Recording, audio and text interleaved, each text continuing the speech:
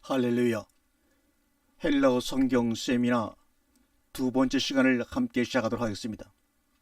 마태복음 5장 3절 주님께서 말씀하신 팔복의 내용 첫 번째, 심령이 가난한 자는 복이 있나니 천국이 저희들의 것이며 라는 말씀을 가지고 헬라어 원전을 우리가 살펴보면서 그 속에 들어있는 깊은 말씀의 뜻을 우리가 함께 깨달아 나가도록 하겠습니다. 우리가 원전에는 마카리오이, 호이, 푸토코이, 톤, 피누마티, 호티, 아우톤, 에스틴, 해, 바실레야, 톤, 우라논 이렇게 되어 있습니다. 우라논이라고 하는 것은 바로 우리는 하늘에, 톤은 바로 정관사입니다. 바실레야, 나라가, 에스틴, 무무디의 비동사입니다. 아우톤, 그들의 것, 호티, 무무 때문이고, 퓨누마티, 심령이, 영이 그런 말입니다. 포토코이, 가난한 자는 마카리오의 복이 있나니 행복하나니 이런 뜻으로 원전이 기록되어 있습니다. 이 밑에 있는 빨간 글씨들은 바로 여기 형용사, 주격, 남성, 복수 이 단어들의 형태를 문법적인 약어로 표시해 놓은 것입니다. 헬라어는 우리와 똑같이 오른쪽에서 왼쪽으로 읽어가고, 히브리어는 오른쪽에서 왼쪽으로 읽어가고, 헬라어는 왼쪽에서 오른쪽으로 읽어가죠. 그래서 마카리오이, 호이, 푸토코이, 톤, 피누마티, 호티, 아우톤, 에스틴, 해, 바실레야, 톤, 우라논 이렇게 되어 있습니다. 여기서의 우라논이라는 것은 하늘이라는 단수가 아니라 피라고 하는 것은 복수를 얘기합니다. 하늘들, 복수를 썼습니다. 심령이 가난한 자들은 하늘들이 아니라 여기서 천국이라는 단어를 우리가 천국이라고 번역이 되어 있지만 원문을 보게 되면 해, 바실레야, 톤, 우라논 그 하늘들의 나라, 하늘을 단수로 표현하지 않고 복수로 표현했습니다. 여러분 주기도문에 보면 하늘에 계신 우리 아버지라는 말이 나옵니다. 그 단어의 하늘도 우라논인데 거기서도 우라논 단수를 쓰지 않냐고 하늘들 안에 계신 우리 아버지요. 이렇게 하늘들 안에 계신 우리 아버지, 그것이 바로 천국입니다. 그래서 마태복음 5장 3절이나 주기도문에서의 그 하늘은 하늘들의 나라가, 심령이 가난한 자는 하늘들의 나라가 그들의 것이다. 호티 아우톤, 하늘들의 나라입니다. 이 하늘들의 나라는 것이 우리 모든 번역성인들은 하늘들의 나라를 천국이라고 번역해버리는 바람에 하늘들이라고 왜 표현을 했는지 야에 대한 깊은 깨달음을 다 봉인시켜버리고 말았습니다. 언젠간 이 내용을 가지고 깊게 한 말씀을 나누겠습니다. 또 이 내용을 먼저 알기 원하시는 분은 본 방송 중에 강의한 주기도문 강의를 여러분 보시게 되면 쉽게 이해를 할 수가 있을 것입니다. 바실레야, 톤, 우라는 하늘들의 나라가 저희들의 것이요 이런 말입니다. 산상수훈 그 중에서도 팔복의 제1성은 심령이 가난한 자는 복이 있나니 하늘들의 나라가 천국이 저희의 것이며 라고 말하고 있습니다. 여기서도 저희라는 것은 단수가 아니라 저희들의 것이요 복수입니다. 심령이 가난한 자는 복이 있나니 하늘들의 나라가 저희들의 것이며 입니다. 너무나도 유명한 말씀이면서도 너무나도 우리에게 참으로 애매하게 알려져 있는 구절입니다. 어쩌면 마태복음 5장, 6장, 7장을 모두 해결해 줄 수 있는 구절이기도 한 오늘의 본문입니다. 이 산상순 팔복의 첫 번째, 심령이 가난한 자는 복이 있나니 하늘들의 나라가 저희들의 것이라는 이 구절을 여러분이 바로 깨닫는다면 5장, 6장, 7장을 공부하지 않아도 스스로 여러분이 깨달음과 기쁨을 가질 수가 있을 것입니다. 우선 본문의 문장부터 살펴보고 그 의미를 탐구해 보도록 하겠습니다. 여기서 복이 있나니 마카리오이 문법을 분해해보면 A라는 것은 형용사입니다. A는 주격, M은 남성, P는 복수라는 뜻이죠. 즉 형용사, 주격, 남성, 복수입니다.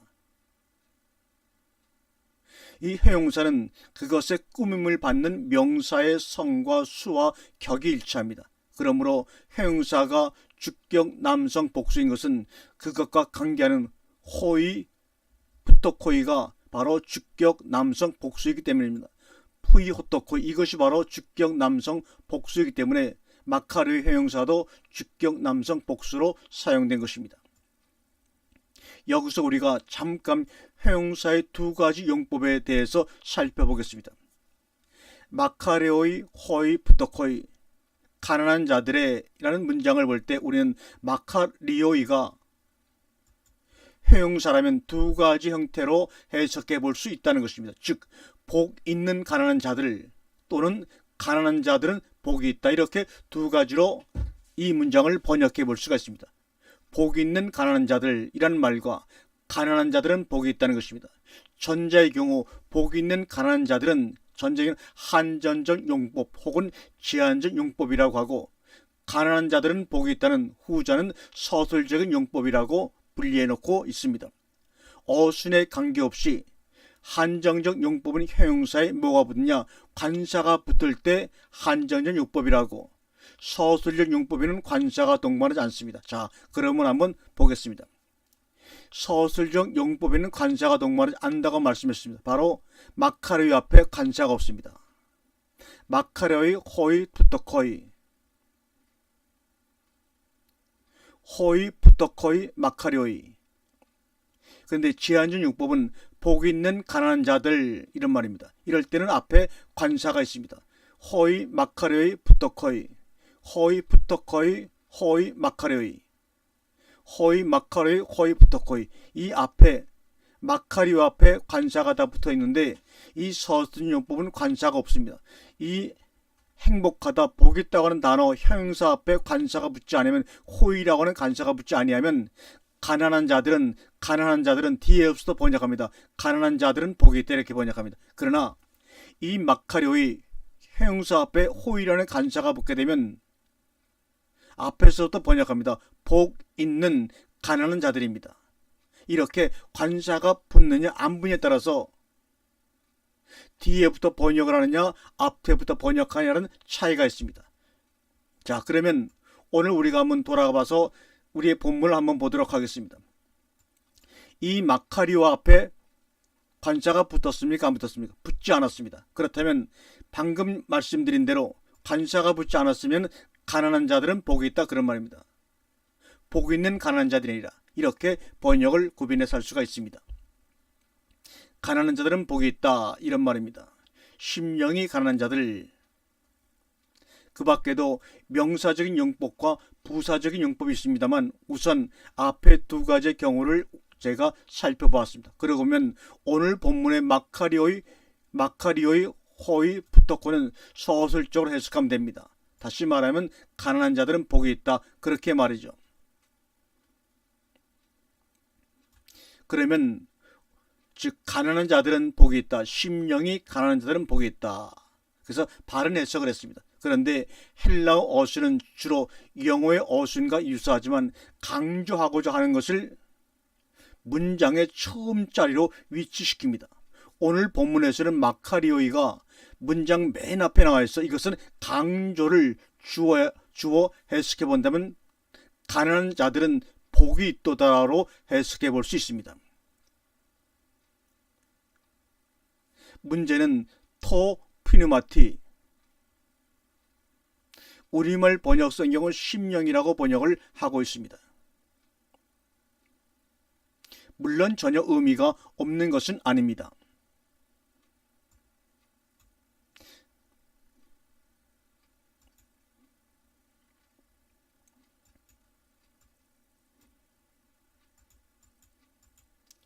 다시 한 번 말씀드립니다.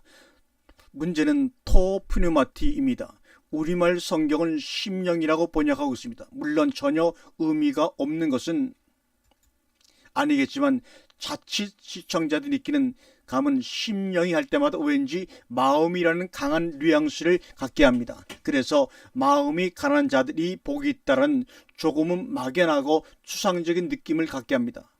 마음이 가난한 상태가 어떨 것이라는 어떤 어떤 느낌은 있을지 모르지만 그 의미가 석연하게 전달되고 있지 않다는 것입니다.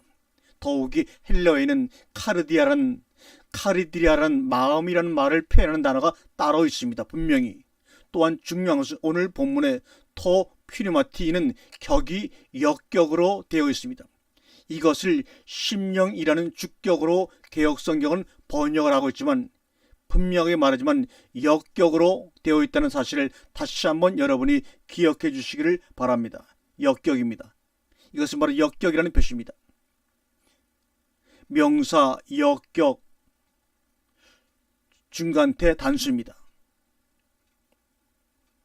헬라어 격에는 주격이 있습니다.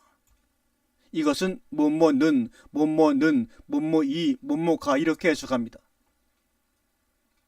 그런데 여기는 주격으로 이라고 해석했습니다. 소유격은 뭐뭐의라고 번역을 하죠.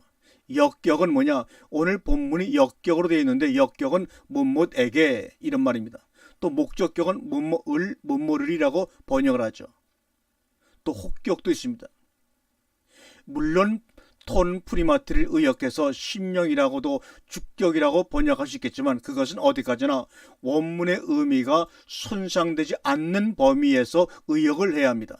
차라리 우리말 번역이 쓰는 매끄럽지 못하더라도 때로는 문장이 어색한 직역이 더 효과적일 수 있습니다. 왜냐하면 그것이 원문의 의미를 다치지 않고 가능한 그대로 보존할 수 있기 위한 최소한의 방편이기도 하기 때문입니다.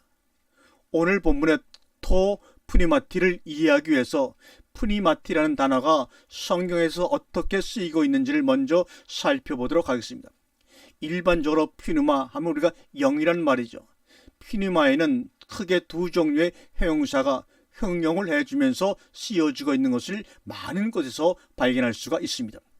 우리말 번역 성경에 성령으로 번역된 부분들은 퓨누마라는 단어에 하기오스, 거룩한이라는 한정어가 붙었을 때만 거룩한 영, 성령으로 원문에 표기되어 있는 것을 성령으로 번역한 것입니다. 반면에 똑같은 퓨누마, 영의 아가다르토스, 더러운이라는 형용사가 붙어서 더러운 영 혹은 귀신이라고 많은 곳에 번역을 하고 있습니다. 그것이 바로 마태복음 10장 1절, 12장 43절, 45절, 마가복음 1장 23절, 26절, 27절, 3장 11절, 29절, 30절, 5장 2절, 8절, 13절, 누가복음 4장 33절, 36절 등 많이 나오고 있습니다. 물론 귀신이라는 헬라어 단어에는 다이모니온이라는 다른 명사가 있기도 합니다. 다이모니온이 귀신이 들린 영을 토 아가다르토스 톤 피누맛 해서 더러운 영 혹은 더러운 귀신으로 번역한 곳도 있습니다만 어떻든 영에는 크게 두 종류로 나누어 볼 수 있는 거룩한 영과 더러운 영입니다. 그런데 원문 성경을 자세히 살피면 이런 형용사가 없이 단독으로 퓨누마라는 단어 단독으로 쓰인 것이 빈번하게 나타나고 있습니다. 그럴 경우에는 물론 문맥을 통해서 퓨누마가 거룩한 영을 말하는지 혹은 더러운 영을 말하고 있는지를 금방 알 수 있습니다만 그래서 번역 성경은 퓨누마가 단독으로 쓰이더라도 어떤 곳에는 성령으로 번역을 해주고 있는 것을 볼 수가 있습니다. 마태복음 4장 1절, 12장 18절 이하 여기 본문에 나와 있는 대로 많은 것이 바로 단독으로 쓰였지만 성령으로 번역하고 있습니다. 문맥에 따라 퓨누마가 에베소 1장 13절은 약속의 영으로, 마태복음 10장 20절은 아버지의 영으로, 요한복음 15장 26절과 16장 13절은 진리의 영 등으로 번역되어 있습니다. 이렇게 번역될 경우 거룩한이라고는 형용사가 없어도 성령으로 번역을 해주고 있다는 것입니다. 그런가 하면 꾸며지는 형용사가 없는 경우 그냥 영으로 번역되고 있는 부분도 허다합니다. 그것이 바로 로마서 7장 6절에 우리가 영의 새로운 것으로 또는 로마서 8장 1절에 육신을 쫓지 않고 그 영을 쫓아 등 결국 이러한 경우도 문맥을 자세히 검토해 보면 어떤 영인지 알 수 있습니다. 문제는 오늘 본문에 쓰이고 있는 토 프리마티를 어떻게 볼 것이냐 하는 것입니다. 우리가 어떤 성경의 개념에 대한 본래적 의미를 이해하기 위해서 기본적으로 살펴보아야 할 것은 성경 전체적인 맥락을 통하여 그 시대 성경 저자들이 어떤 의미로 개념을 채택해서 사용하고 있는지를 살펴본과 동시에 그 단어가 사용되고 있는 그 문맥의 흐름을 결코 간과해서는 안 된다는 것입니다. 이것이 동시에 균형적으로 병행되지 않으면 단순한 단어의 개념 집착으로 오해를 낳는 수가 허다하다는 점을 철두철미하게 경계해야 합니다. 어쨌든 오늘 본문의 토피누마티를 이해함에 있어 본문의 흐름의 분위기가 특별한 힌트를 우리들에게 제공해 주는 것을 발견하기는 그렇게 쉬운 일이 아닙니다. 앞서 살펴보았듯이 성경 전체적인 흐름에서 볼 때 마음의 뉘앙스를 품고 있는 심령으로 번역하기보다는 그냥 영이라고 보는 것이 합당합니다. 그렇다고 성령으로 보는 것도 팔복의 맥락과 관련해 보면 무리가 따르는 해석입니다. 분명한 것은 토피누마티가 역격으로 쓰이고 있다는 점이며 이것은 본문을 이해하면서 매우 주의 깊게 살펴보아야 할 부분입니다. 역격을 우리 국어대사전은 정의하기를 체언으로 하여금 무엇을 받게 하는 자리에 서게 하는 구실을 한 외에 동작의 상태를 나타낸다고 말하고 있습니다. 그러므로 여기서 역격으로 쓰이고 있는 영은 행위의 주체가 결코 될 수 없을 뿐더러 어떤 행위나 동작의 결과 혹은 상태가 영에 미쳐 있는 것으로 보아야 타당하다는 것입니다. 그러므로 토피누마티를 의역해 본다면 인스피리츠 영의 상태가 가난한 자들은 이라고 해석해 볼 수가 있겠습니다. 영의 상태가 가난한 자들은 도대체 가난한 자들이라고 하는 것이 무엇을 말하는 것일까요? 많은 사람들에 있어서 본문을 이해하려고 하는 표현이 우리가 아무것도 소유하고 있지 않으며 철저히 복종한 상태로 하나님만을 바라보며 그와 그의 은혜와 자비를 철저하게 의뢰하는 것이라고 하는 정도입니다. 그러나 이것이 본문의 적절한 이해에 충분히 이르지 못하고 있다는 것은 좀 더 살펴보면 금방 드러날 것입니다. 가난하다라는 의미의 이해를 위해서는 부유하다라는 성경적 개념을 먼저 살펴보도록 하겠습니다. 요한계시록 3장 17절 보면 라오디게아 교회 사자들에게 이르는 편지의 책망 내용 중에 내가 말하기를 나는 부자라 부유하여 부족한 것이 없다 하나라는 말이 있는데 이것은 라오디아 교회가 갖고 있는 대단한 자부심입니다. 그러나 그것에 대한 책망을 보면 내 공고한 것과 내 가련한 것과 가난한 것과 눈먼 것과 벌거벗은 것을 알지 못하다. 내가 너를 고난하니 불로 연단한 금을 사서 부욕해 하고 라고 말하고 있습니다.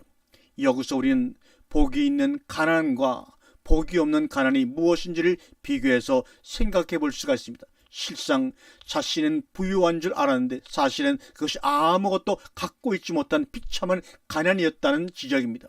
그렇다면 그 반대의 경우 복이 있는 가난은 무엇을 말하는 것이겠습니까? 바로 불로 연다는 금을 사서 부유하게 하고입니다. 불로 연다는 금을 사서 부유하게 하고입니다. 이 부유의 상태는 곧 라오디아 교회의 자부심이던 나는 부자라 부유하며 부족한 감이 없다라고 하는 것과 같은 고백은 천무한 상태입니다. 어떻게 그렇게 될 수가 있는가? 그것은 곧 불로 연다는 금으로입니다. 야고보 2장 5절 보면 하나님이 세상에 대하여는 가난한 자를 택하사 믿음에 부유하게 하시고 또 자기를 사랑하는 자들에게 약속하신 나라, 오늘 본문은 천국이 저희 것이며 비교해 볼 것입니다. 약속하신 나라를 유업으로 받게 아니하셨느냐 말씀합니다. 바로 본문의 가난의 의미를 분명하게 설명해 주고 있는 부분입니다. 가난이라함은 세상에 대하여 가난함이고 반면에 믿음에는 부유한 천국이 하늘들의 나라가 저희들의 것인 현재 상태입니다. 마태복음 5장 3절은 그래서 영의 가난한 자들은 복이 있도다 말씀하고 있습니다. 왜냐하면 하늘들의 나라가 천국이 저희들의 것이기 때문이라고 말하고 있습니다. 더욱이 천국은 현재 시제 상태로 동사 직설법 현재를 쓰므로 저희들의 것이라는 말씀입니다.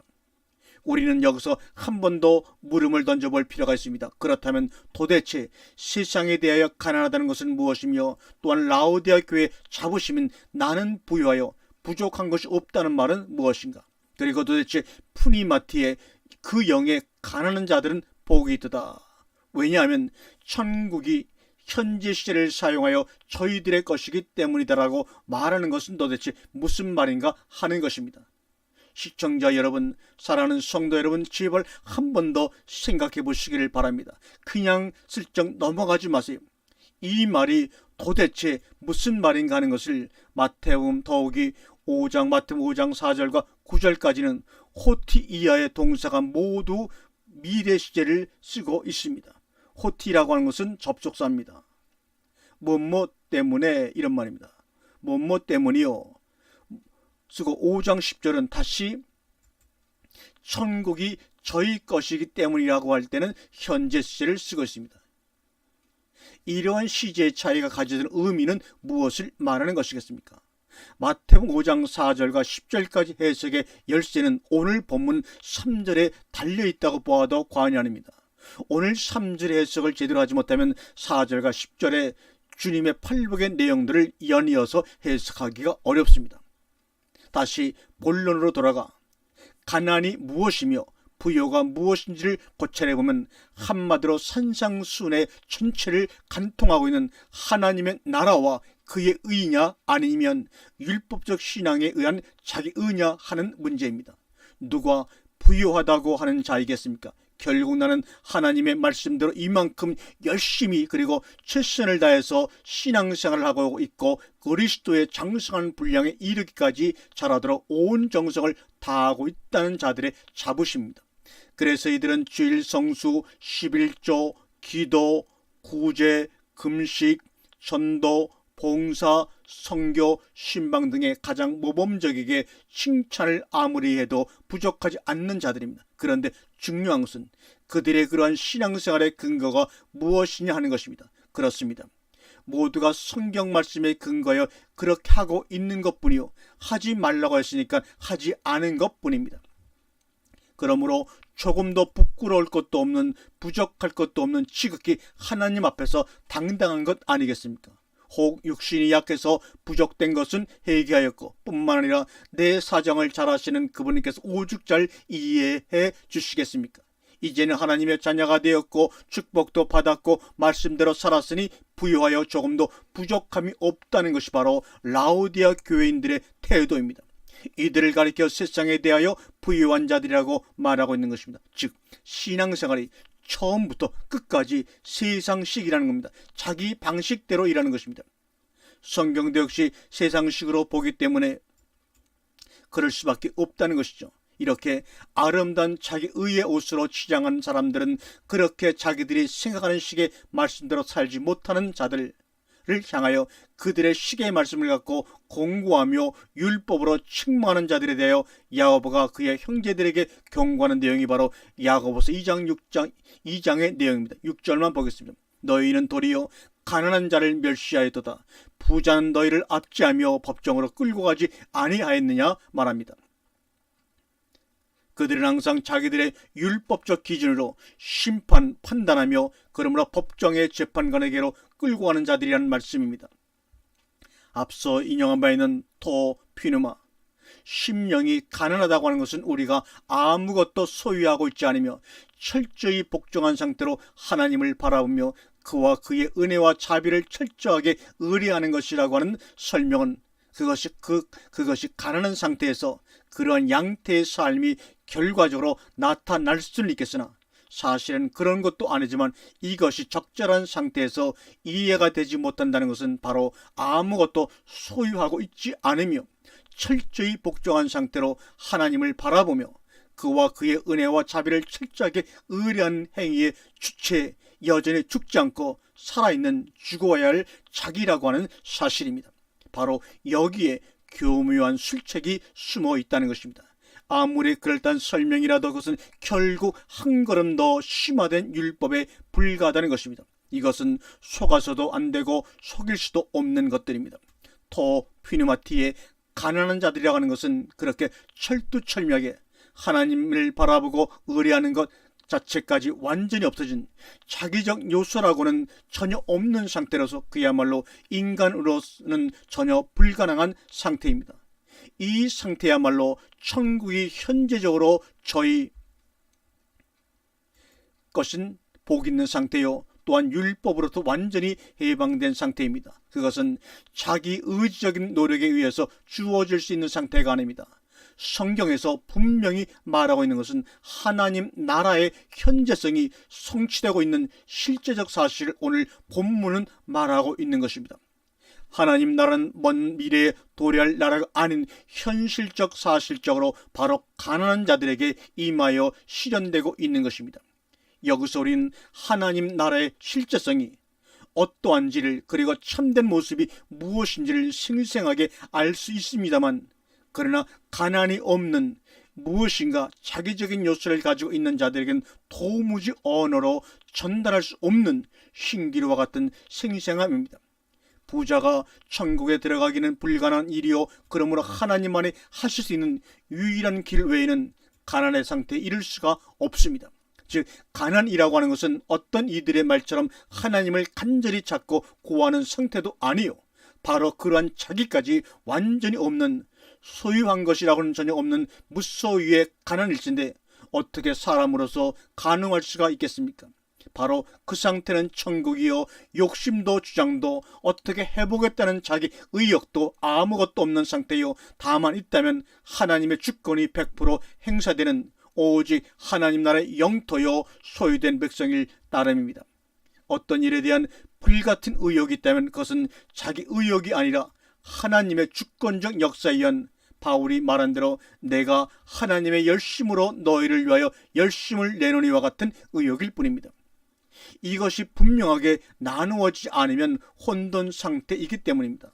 때문에 일에 대한 결과에 대해 자랑할 것도, 그것에 만족해하며 안주할 것도 없는, 다만 있다면 고요와 평강, 그리고 기쁨과 즐거움을, 즉 의와 평강과 희락밖에는 있을 것이 없는 나라입니다.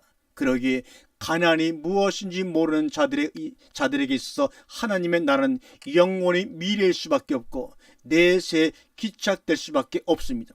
혹은 신학적으로 하나님 나라의 현재성을 성경적 증거에 의해 논리적으로 강하게 주장한다 할지라도 결국 그것은 지식에 불과한 허상일 수밖에 없는 것입니다. 왜냐하면 하늘들의 나라는 실제적인 삶이기 때문입니다. 천국이 현재적으로 임해 있는 곧 온전한 구원이 실현된 토퓨니마티의 심령의 가난한 상태, 하나님밖에 하실 수 없는 그러한 상태에 어떻게 이를 수가 있습니까? 하나님은 어떻게 그 일을 이루어 나가고 계시느냐 하는 것입니다. 그것은 어떻게 구원 역사를 이루어 가시느냐 하는 물음과 같습니다. 그래서 토퓨니마티, 영의 가난한 자들은 복이 있도다. 왜냐하면 천국이 하늘들의 나라가 저희들의 것이기 때문이다라고 시작되는 산상수는 계속해서 애통하는 자에는 복이 나오고, 온유한 자, 의에 줄이고, 목마른 자, 긍휼히 여기는 자, 마음이 청결한 자, 합평케 하는 자의 복이 나올 수밖에 없으며, 이들 복에 대한 결론으로 10절에 핍박을 받는 자는 복이 있나니 천국이 역시 현재 시제로 저희들의 것이기 때문이라고 하고 있습니다. 그러기에 계시록에서는 불로 연단한 금을 사서입니다. 팔복에 가까이의 경우에 대해 매 시간마다 차례로 여러분과 함께 말씀을 나눌 것이지만, 애통하는 자에서부터 합평하게 하는 자의 복은 5장 3절에 가난에 이르게 하시는 그리스도의 사역이시라는 것만 먼저 말씀드리고자 합니다. 그러므로 오늘 본문인 5장 3절은 어쩌면 성경의 결론이라고 보아도 과언이 아니며 현재적 하나님 나라의 성취이기 때문에 이어서 나오는 복들은 5장 3절에 대한 주석이요, 3절의 복을 누리는 자에게는 반드시 성취되어야 할, 거쳐야 할 말씀들입니다. 즉 애통하는 자의 복이 임하지 않고는 그림의 떡이요 허상에 불과하다는 것입니다. 실제로 5장 3절의 이해됨이 없이는 산상순을 부분적으로는 알 수 있을지 몰라도 전체적인 이해에 바르게 도달할 수 없을 만큼 본문은 축복의 말씀이며 동시에 심판의 말씀이기도 합니다.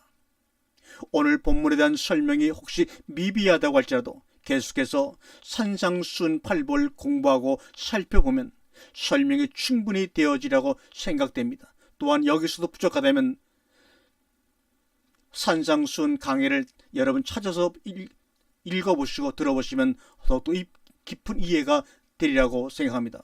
이 후에 나오는 말씀들이 가난의 비밀과 그 의미에 대해 충분히 뒷받침해 줄 것이며 드러내 줄 것입니다.